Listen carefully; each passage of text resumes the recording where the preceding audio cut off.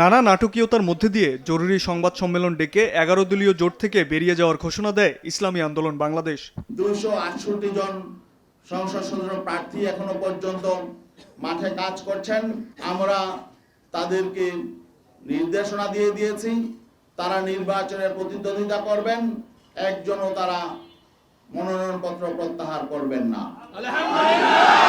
এর ঠিক পরপরই জামায়াতের সেক্রেটারি জেনারেল এহসান মাহবুব জোবায়ের বলেন, ইসলামী আন্দোলনকে ফেরাতে উচ্চ পর্যায়ে আলোচনা এখনো চলমান। জোটের নেতৃবৃন্দ বসবেন, আলোচনা করবেন, আমাদের একটা লিয়াজো কমিটি আছে, তো ওনারা আলোচনা করবেন পরবর্তী কি আমাদের করণীয় সেই সমস্ত বিষয় প্রয়োজনীয় নির্দেশনা ওনারা দেবেন। তবে ইসলামী আন্দোলনের সাংগঠনিক সম্পাদক ইফতেখার তারেক বলছেন, জোটে ফেরার আর কোনো সম্ভাবনা নেই। চ্যালেঞ্জ থাকলেও এককভাবে নির্বাচন করবেন হাত পাখার প্রার্থীরা। প্রত্যাহারের পরে আমরা আমাদের আসনে হাত পাখা নিয়ে নির্বাচন করব।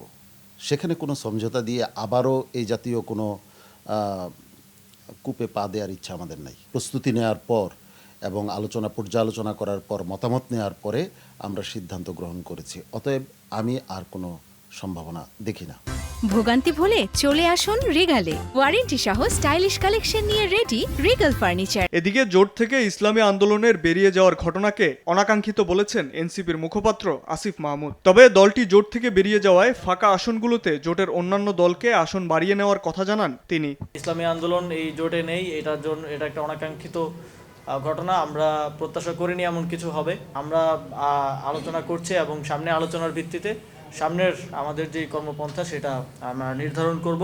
জোটের পক্ষ থেকে 30টি আসন দেওয়া হলেও ইসলামী আন্দোলন বেরিয়ে যাওয়ায় মোট অন্তত 40টি আসন এনসিপির জন্য বরাদ্দ থাকবে, এমনটাই প্রত্যাশা দলের এই শীর্ষ নেতার। তাদের কাছেও দুঃখ। শাবাব ওয়াসি, সময় সংবাদ, ঢাকা।